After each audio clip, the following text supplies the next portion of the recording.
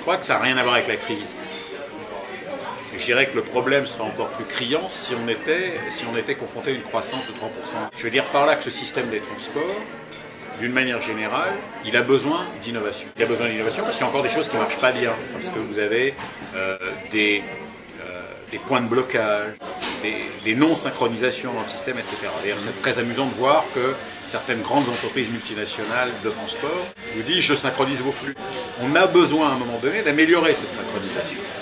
Tout simplement parce que derrière, il y a la circulation marchande et qu'un système efficace, ça permet d'avoir une circulation marchande plus courte, plus rapide et donc globalement d'avoir des rotations de capital plus importantes, etc.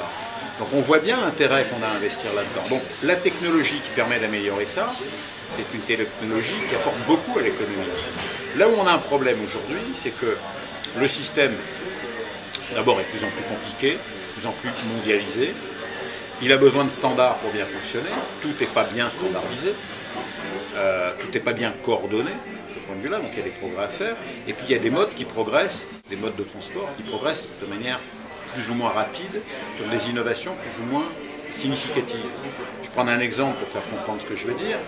En matière de transport de voyageurs, on a innové, on va dire, ces 30 dernières années avec la grande vitesse.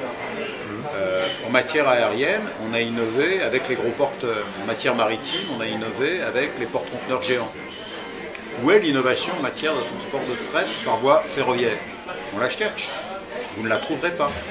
En matière routière, oui, en 30 ans, on a évolué considérablement. Nos véhicules sont moins polluants, sont plus sûrs, sont en général plus gros, consomment moins. Quand on regarde les gains de productivité sur les poids lourds en l'espace de 30 ans, ils sont tout à fait considérables. Les gains énergétiques aussi, etc. On ne retrouve pas ces gains dans un certain nombre de secteurs.